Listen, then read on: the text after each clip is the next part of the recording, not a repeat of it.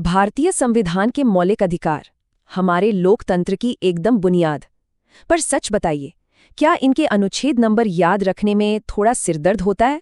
अगर जवाब हाँ है, तो आज हम कुछ ऐसी कमाल की ट्रिक्स देखने वाले हैं जो इन अधिकारों को दिमाग में हमेशा के लिए बिठा देंगी। बिल्कुल, यही तो सबसे बड़ा सवाल है। ये अधिकार हमारे लिए इतने जरूरी हैं, हमारी जिंदगी का हिस्सा हैं, फिर भी इनके नंबर्स भूल जाना कितना आम है। पर फिक्र की कोई बात नहीं, आज इसी मुश्किल को आसान बनाने वाले हैं, वो भी कुछ मजेदार तरीकों से। तो चलिए शुरुआत करते हैं हमारी पहली और सबसे मजेदार ट्रिक से। 6 मौलिक अधिकारों को याद रखने के लिए हम एक कहानी सुनेंगे। हाँ, बस एक छोटी सी कहानी जो इन सभी अधिकारों को एक धागे में पिरो देगी। तो हमारी कहानी में दो दोस्त हैं, ई और एफ। अब यहाँ ई का मतलब है इक्वालिटी यानी समानता का अधिकार, और एफ का मतलब है फ्रीडम यानी स्वतंत्रता का अधिकार। बस 2 अक्षर और 2 सबसे जरूरी अधिकार याद हो गए। अच्छा, तो इन दोनों दोस्तों ई और एफ ने मिलकर किया क्या? उन्होंने शोध किया। और मजे की बात यह है कि ये जो शब्द है शोध, यही हमें हमारे अगले 2 अधिकार बताता है। शो से बनता है शोषण के विरुद्ध अधिकार, और ध से बनता है धार्मिक स्वतंत्रता का अधिकार। है ना आसान? तो उनका शोध किस विषय पर था? ये था शिक्षा पर। और ये शब्द हमें सीधा हमारे 5वें अधिकार की तरफ ले जाता है, जो है सांस्कृतिक और शैक्षिक अधिकार।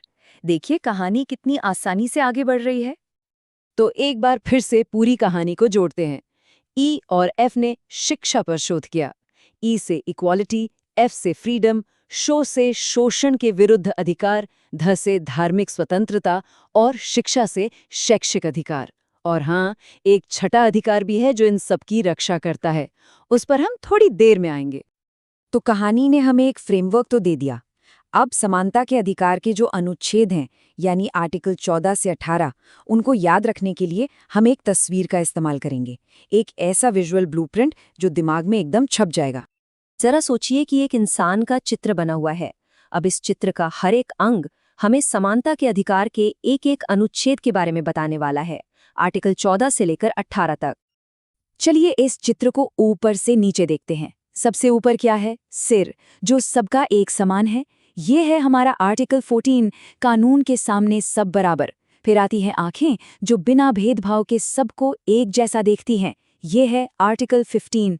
हाथ किस लिए होते हैं? काम करने के लिए। तो ये हुआ आर्टिकल 16, रोजगार में समान अवसर। पैर सम्मान का प्रतीक हैं, छुआछूत का अंत। ये है आर्टिकल 17। और आखिर में एक व्यक्ति अपने आप में पूरा है, उसे किसी उपाधि की जरूरत नहीं। ये है आर्टिकल 18, उपाधियों का अंत। रुकिए, हमारे पास कुछ और भी कमाल की ट्रिक्स हैं। चलिए अब देखते हैं कुछ छोटी छोटी कहानियां जो स्वतंत्रता, जीवन और सुरक्षा से जुड़े कुछ बहुत ही जरूरी अनुच्छेदों को चुटकियों में याद करा देंगी।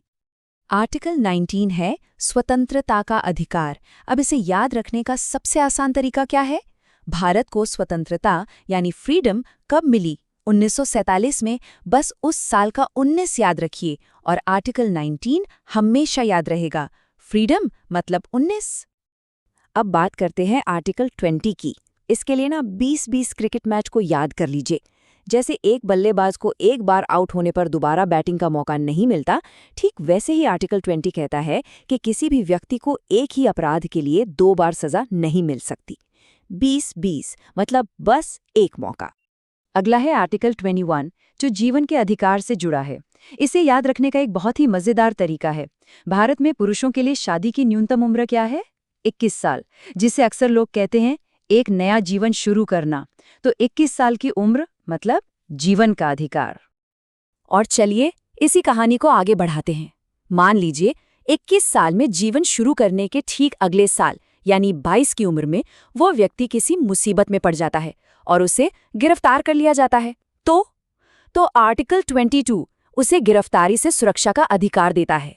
21 में जीवन, 22 में सुरक्षा। अब स्क्रीन पर एक नंबर दिख रहा है, 32। क्या हो सकता है ये?